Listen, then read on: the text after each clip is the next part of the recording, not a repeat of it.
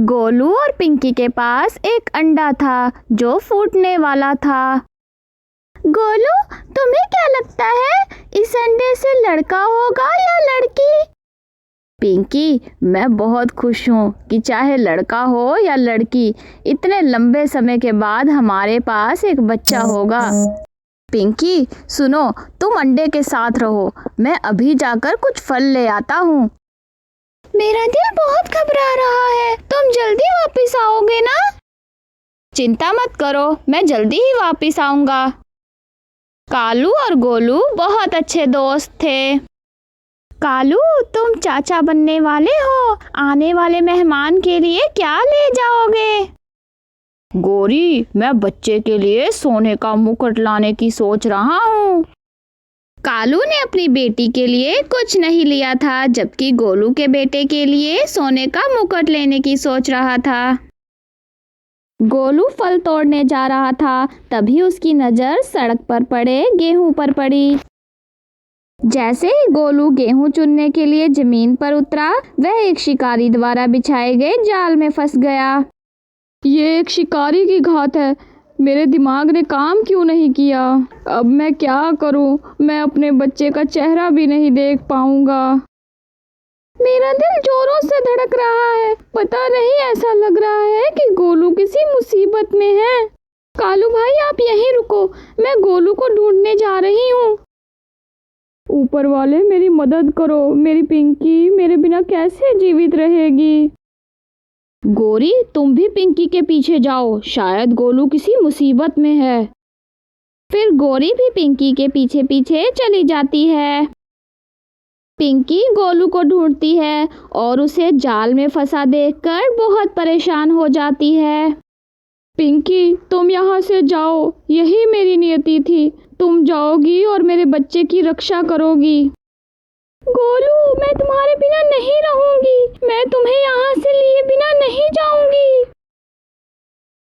पिंकी गोलू की ओर उड़ने की कोशिश करती है, लेकिन उसका पैर जाल में फंस जाता है। शिकारी ने एक ही स्थान पर कई जाल लगा रखे थे। अरे पिंकी, मैंने तुमसे कहा था कि नीचे मत आओ, लेकिन तुमने मेरी बात नहीं मानी। अब हमारे बच्चे की देखभाल करने वाला कोई नहीं है, हमारा बच्चा बेचारा हमें देखे बिना ही भूखा मर जाएगा। मैं खुद जा सकता था, लेकिन मुझे डर है कि गोरी अंडे को कोई नुकसान ना पहुंचा दे। गोरी पास ही पेड़ पर बैठी सब कुछ देख रही थी। नीचे जाना अच्छा नहीं, शिकारी ने बहुत जाल बिछाए हैं। चलो खैर, अच्छा हुआ, अब मेरी बेटी को सोने का मुकुट मिलेगा। इस अंडे को तो मैं वैसे ही खत्म कर दूंगी। गोलू, तुम चिंता मत करो, हमने कभी किसी को चोट नहीं पहुंचाई है, इसलिए ऊपर वाला हमारी रक्षा करेगा। और कालू अंडे के साथ है, इसलिए बच्चे की भी चिंता मत करो। जब गोरी वापस जाती है तो अंडे से एक बहुत ही खूबसूरत बेटी का जन्म होता है। गोरी, पिंकी और गोलू कहाँ है? देखो उनकी कितनी प्यारी बेटी हुई है। कालू, पिंकी और गोलू को एक शिकारी ने पकड़ लिया है और वह उन्हें अपने साथ ले गया है। मैंने बहुत कोशिश की, लेकिन मैं कुछ नहीं कर सकी। गोरी, तुम क्या कह रही हो? ऐसा कैसे हो सकता है? मैं अपने दोस्त के पीछे जा रहा हूँ, तुम यहीं रुको। मैं अपने दोस्त को कुछ नहीं होने दूंगा, चाहे इसके लिए मुझे अपनी जान ही क्यों ना देनी पड़े। कालू के आने से पहले शिकारी जाल के पास पहुंच जाता है। अरे, जाल में तो केवल 2 ही पंछी फंसे हैं, लेकिन ये अच्छी नस्ल के हैं और अच्छा रेट मिलेगा। जब गोलू जाल के पास पहुंचा तो शिकारी ने पिंकी और गोलू को पिंजरे में बंद कर दिया। अरे ओ क्रूर शिकारी, मेरे मित्र और उसकी पत्नी को छोड़ दो और मुझे अपने साथ ले जाओ। अरे, मैं तुम्हें अपने साथ ले जाकर क्या करूँगा? तुम्हें तो कोई 10 रुपए में भी नहीं ले जाएगा, और तुम्हें अपने दोस्त और उसकी पत्नी पर इतना क्यों अफसोस हो रहा है? अरे क्योंकि उनके अंडे से एक बहुत ही सुंदर बेटी का जन्म हुआ है, इसलिए उन्हें जाने दें ताकि वे अपनी बेटी के साथ रह सकें। बेटी का नाम सुनकर पिंकी और गोलू बहुत खुश होते हैं और शिकारी से बहुत मिन्नत करते हैं, लेकिन शिकारी को उन पर कोई दया नहीं आती।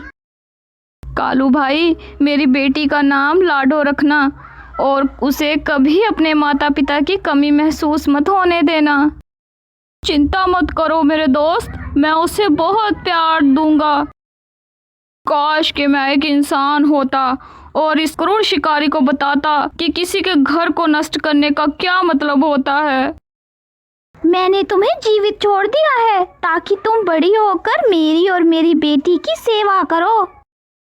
माँ और पिताजी अभी तक घर क्यों नहीं आए? वे बहुत समय से चले गए हैं।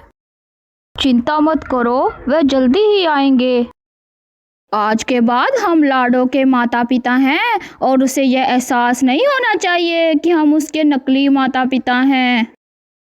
फिर कालू लाडो को सोने का मुकुट पहनाता है और उसे अपने साथ घर ले जाता है। पिताजी, ये पक्षी कौन है? ये तो गोलू चाचा जैसा दिखता है। ये आपकी छोटी बहन लाडो है और अब से ये आपके साथ रहेगी। गोरी, रानो को अच्छी तरह समझा लेना चाहिए कि उसे लाडो के सामने ऐसी बातें नहीं करनी चाहिए। अच्छा, आप चिंता मत करो, मैं उसे समझा दूंगी। वैसे ये शिकारी कब तक हमारे परिवार पर अत्याचार करते रहेंगे? क्या उन्हें ऊपर वाले से डर नहीं लगता? यह एक बच्चे को उसके माता पिता से अलग कर देता है। सुनो, ये ताज रानो को दे दो, तुम अभी बहुत छोटी हो, इसका वजन बहुत ज्यादा है। अरे यार, तुमने लाडो को अपनी बेटी बनाकर बहुत अच्छा काम किया है, मैं बहुत खुश हूँ। गोरी लाडो के साथ अच्छा व्यवहार नहीं करती। वह अपनी बेटी रानो को फल देती है, लेकिन लाडो को गेहूं खिलाया जाता है। कुछ लड़कियां और गेहूं ढूंढने के लिए मेरे साथ आओ। जब भी कालू किसी काम से बाहर जाता तो गोरी लाडो से काम कराती। गोरी लाडो को काम पर लगाते हुए खुद जंगल में एक पेड़ के नीचे आराम से सोती थी। माँ, मैंने सारा काम खत्म कर लिया है, अब घर चलते हैं। मैंने तुमसे रानो के लिए फल लाने को कहा था। लेकिन माँ, मेरे पास पहले से ही बहुत सारा सामान है, मैं और अधिक नहीं ले जा सकती। सामान यहीं रखो और रानो के लिए फल ले आओ। मुझे ऐसा लगता है जैसे मैं उनकी सौतेली बेटी हूँ। रानो दीदी सारा दिन घर पर रहती है और मैं सारा दिन काम करती हूँ और ऊपर से वे मुझ पर जुल्म भी करते हैं। लाडो, कालू को पता नहीं चलना चाहिए कि तुम मेरे साथ जंगल में काम करती हो। इतनी सारी लकड़ी और वो भी लाडो के सिर पर। गोरी, तुम्हारा दिमाग काम नहीं करता? अब तक तुम मुझसे झूठ बोलती रही हो कि तुम लाडो को अपने साथ घुमाने लेके जाती हो। अरे नहीं नहीं कालू, तुम गलत समझ रहे हो। लाडो ने अपनी मर्जी से सामान लिया है, मैंने उसे मना भी किया था। पापा, मैंने सामान अपनी मर्जी से उठाया था, माँ सही कह रही है। गोरी, इस बार मैंने तुम्हें माफ कर दिया, लेकिन अब से तुम लाडो को कहीं नहीं ले जाओगी। मैं तुम्हें गायब करवा के ही रहूंगी, तुम्हारी वजह से मेरी इतनी बेइज्जती हुई है। फिर अगले ही दिन गोरी अपने भाई सजावल खान के पास जाती है। भाई, जितनी जल्दी हो सके लाडो को मुझसे छीन लो, या उसे मार डालो या किसी को बेच दो। अब लाडो बड़ी हो गई है और उसकी शादी करनी है। कालू अपना सारा पैसा उसकी शादी में खर्च कर देगा, जो मेरी बेटी के साथ अन्याय होगा। चिंता मत करो बहन, कल इसे बड़े पेड़ के पास ले जाना। लाडो की एक सहेली थी जिससे वह अपने दिल की सारी बातें किया करती थी। मेरी बात ध्यान से सुनो, मेरी माँ कह रही थी कि कालू और गोरी तुम्हारी सगी माँ नहीं है। तब लाडो की सहेली उसे वह सब कुछ बताती है जो उसकी माँ ने उसे बताया था। यह सब सुनकर लाडो बहुत दुखी हो जाती है, इसीलिए मैं शक्ल सूरत में उनसे बिल्कुल अलग हूँ। फिर अगले दिन गोरी जंगल में घुमाने के लिए लाडो को अपने साथ ले जाती है। इस बार बेटी मैं तुम्हें घुमाने लाई हूँ, तो कालू से शिकायत मत करना। यार मैं सोच रहा हूँ कि रानो और लाडो की शादी कर दूँ। तुम उनके लिए कोई अच्छा रिश्ता ढूंढ दो। मेरे पास एक अमीर पक्षी का रिश्ता है, मैं दूसरा रिश्ता भी जल्द ही ढूंढ दूंगा। हमारे पास कुछ भी नहीं है, कृपया हमें जाने दें। चलो, जब तुम्हें पैसे मिल जाएं तो उस पक्षी को वापस ले लेना। अरे ओ पक्षी, मेरे साथ आओ, नहीं तो मैं तुम दोनों को मार डालूंगा। अगर तुमने भागने की कोशिश की तो मैं तुम्हें मार डालूंगा। मुझे यहाँ से निकलना होगा, नहीं तो ये मुझे मार डालेगा। इसे बेचकर मैं बहुत अमीर हो जाऊंगा। भागने की कोशिश मत करो वरना मारे जाओगे। कोई पक्षी इतनी तेज कैसे उड़ सकता है?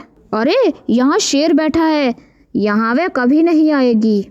समझ नहीं आ रही कि लाडो को जमीन खा गई या आसमान। भाई, मैंने तुमसे एक काम करने को कहा था लेकिन तुम नहीं कर सके। अरे गोरी, अब चिंता मत करो, लाडो कभी वापस नहीं आएगी, और यदि आ भी गई तो मेरे हाथ से छूट ना सकेगी। गोरी, लाडो कहाँ है? सुबह से दिखाई नहीं दी। वे सुबह अपनी सहेली के साथ थी, अब पता नहीं। तुम तो जानती हो ना कि वो आज तक इतने लंबे समय तक बाहर नहीं रही है। जल्दी से उसे ढूंढो, मैं उसके दोस्त के घर जा रहा हूँ। ऊपर वाले मेरी मदद करो, तुम्हारे सिवा इस दुनिया में मेरा कोई नहीं है। अरे यार, जब से मैं इन पक्षियों को पकड़ रहा हूँ मेरे हालात दिन ब दिन खराब होते जा रहे हैं, और अब मैंने फैसला किया है कि अब से मैं इनका शिकार नहीं करूँगा और इन्हें भी जंगल में छोड़ दूँगा। तभी शिकारी पिंकी और गोलू को मुक्त कर देता है।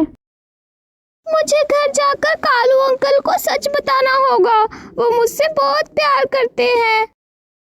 गोलू और पिंकी भी कालू के पास आते हैं और कालू उन दोनों को जीवित देखकर बहुत खुश होता है, और दूसरी ओर उसे चिंता भी होती है कि लाडो घर छोड़कर चली गई है। अरे यार, तुम जीवित हो, मैंने तुम्हें हर जगह खोजा। लाडो का नाम सुनकर कालू चिंतित हो जाता है। बताओ यार, तुम चुप क्यों हो? मेरी जान निकली जा रही है। इसी बीच लाडो भी वहां आ जाती है। तुम कहाँ थी मेरी बेटी?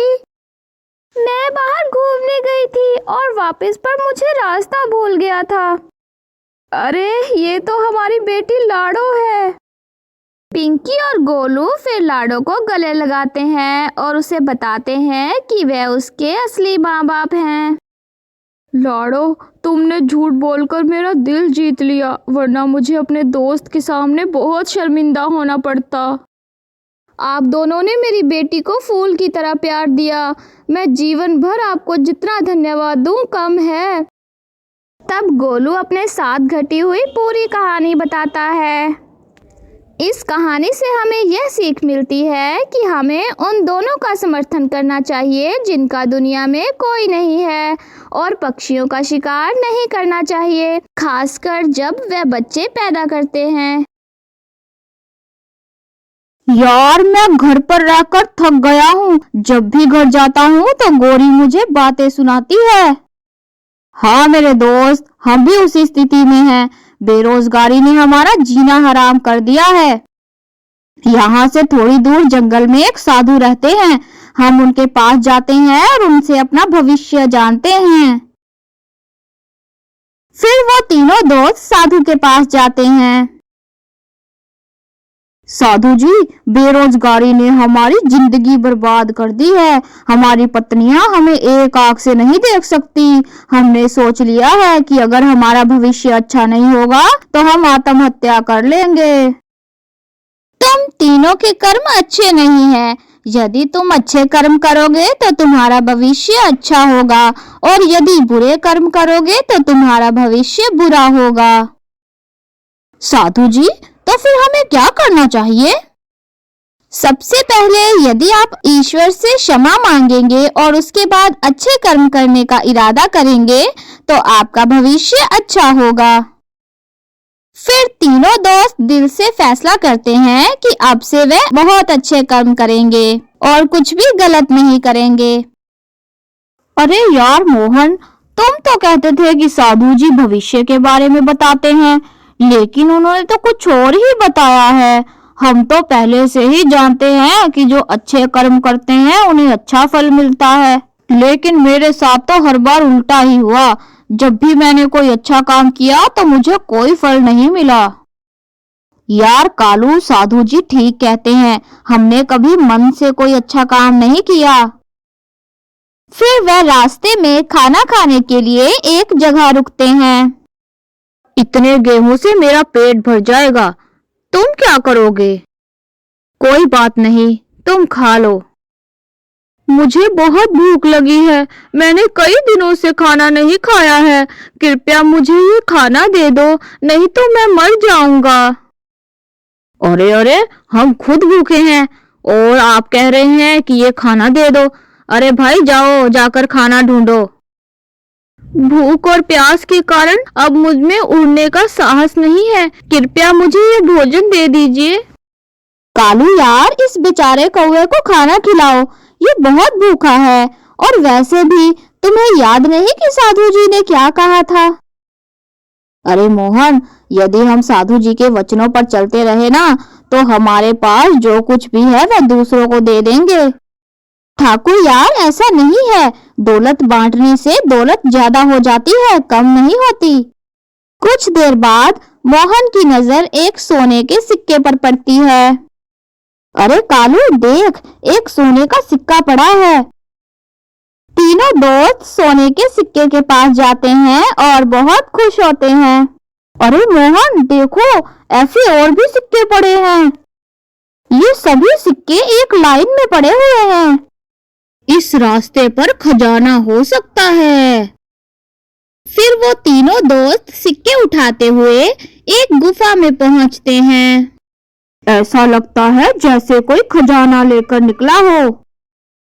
जब वो तीनों दोस्त अंदर गए तो उनके आश्चर्य का ठिकाना ही नहीं रहा। अंदर बहुत सारा खजाना था। मोहन और ठाकुर, साधु जी ने जो कहा वह सच हो गया। हमने केवल एक बुशल गेहूं दिया और इतना धन प्राप्त हुआ। हाँ यार, आज से हम अच्छे काम करेंगे क्योंकि अब हमारे पास बहुत पैसा है। मोहन यार, तुम जल्दी जाओ और बैलगाड़ी ले आओ। ठाकुर और मैं तब तक गुफा से खजाना निकाल लेंगे। अच्छा, मैं बैलगाड़ी ले आता हूँ। मैंने कौवे की मदद की, इसलिए ये सारा खजाना मेरा है। अरे यार ठाकुर, ये सिक्का लो और कुछ अच्छा भोजन ले आओ। मैं खाने में जहर मिला दूंगा और सारे खजाने पर कब्जा कर लूंगा। सबसे पहले मुझे मोहन और ठाकुर के आने से पहले यह सारा खजाना यहाँ से निकालना होगा। फिर मैं उन दोनों को एक एक करके मार डालूंगा। जैसे ही कालू खजाना बाहर निकालना शुरू करता है, गुफा का दरवाजा बंद हो जाता है। गुफा का दरवाजा बंद देखकर कालू बहुत परेशान हो जाता है और चिल्लाने लगता है। कुछ समय बाद मोहन बैलगाड़ी लेकर गुफा के पास आता है। अरे, यहाँ तो गुफा थी, अब तो यहाँ कुछ भी नहीं। गुफा को गायब देखकर मोहन बहुत डर जाता है। मुझे साधु जी के पास जाना होगा और उन्हें पूरी कहानी बतानी होगी, वही मेरी मदद कर सकते हैं। जैसे ही मेरे दोस्त ये खाना खाएंगे, वे सीधे ऊपर चले जाएंगे और फिर सारा खजाना मेरा हो जाएगा। कालू बहुत चिल्लाता है, लेकिन गुफा का दरवाजा नहीं खुलता। यदि द्वार न खोला गया तो मैं यहीं भूखा प्यासा मर जाऊंगा। जब तीसरा दोस्त गुफा के पास आता है तो वह गुफा को वहां गायब देखकर वह भी बहुत हैरान हो जाता है। मुझे अच्छी तरह याद है कि गुफा वहीं थी, लेकिन गुफा कैसे गायब हो सकती है? मोहन साधु के पास जाता है और उसे अपने साथ हुई पूरी घटना बताता है। साधु जी, वह गुफा अपनी जगह से गायब हो गई है। मुझे उस गुफा का रास्ता बताएं, मैं अपने मित्र को खोना नहीं चाहता। क्या आपको पता है कि आपका दोस्त सारा खजाना अकेले पाना चाहता था, इसलिए गुफा अपनी जगह से गायब हो गई। क्या आप अब भी अपने दोस्त की मदद करना चाहते हैं, जबकि उसका इरादा तुम्हारी जान लेने का था? आपका तीसरा दोस्त भी खाने में जहर लेके आया है और वह भी आप दोनों को मारकर खजाना हासिल करना चाहता है। साधु की ये बातें सुनकर मोहन को बहुत दुख हुआ। साधु जी, अभी भी वे मेरे मित्र हैं। मैं उन्हें एक और मौका देना चाहता हूँ। शायद इस बार वह अपने आप में सुधर कर ले। ठीक है, मैं तुम्हें गुफा का रास्ता बता दूंगा, लेकिन तुम उन्हें उनकी गलती का एहसास कराने के लिए 2 दिन बाद वहां जाना। तब साधु मोहन को गुफा का रास्ता बताता है। मोहन, कालू 2 दिन से घर नहीं आया। क्या तुमने कालू को कहीं देखा है? चिंता मत करो, कालू काम से ठाकुर के साथ कहीं गया है, आ जाएगा। एक बार वो वापस आ जाए तो मैं उससे कभी झगड़ा नहीं करूंगी।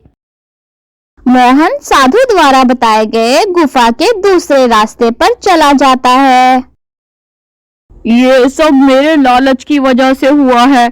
मैं अपने दोस्तों को मारकर ये खजाना पाना चाहता था, इसीलिए ऊपर वाले ने मुझे ये सजा दे दी। कालू, चिंता मत करो, मैं यहाँ हूँ। मोहन को देखकर कालू को ऐसा लगा मानो उसे फिर से जिंदगी मिल गई हो। साधु जी ने ठीक कहा था कि हमारे कर्म अच्छे नहीं हैं। मेरी सजा यह है कि ये खाना मैं खुद खाऊंगा, जो मैं अपने दोस्तों को देना चाहता था। ठाकुर खाना खाने ही वाला था कि उसे पीछे से मोहन की आवाज सुनाई दी। मेरे दोस्त, हमने तुम्हें माफ कर दिया है। आज से हम तीनों कोई बुरा काम नहीं करेंगे और यह खजाना हम तीनों का है। कालू और ठाकुर को विश्वास हो गया कि बुरे कर्म का फल बुरा होता है, इसलिए वह ईमानदारी से भगवान से माफी मांगते हैं। इस कहानी से हमें यह सीख मिलती है कि हमें दूसरों का समर्थन करना चाहिए और लालच नहीं करना चाहिए, क्योंकि लालच बुरी बला होती है।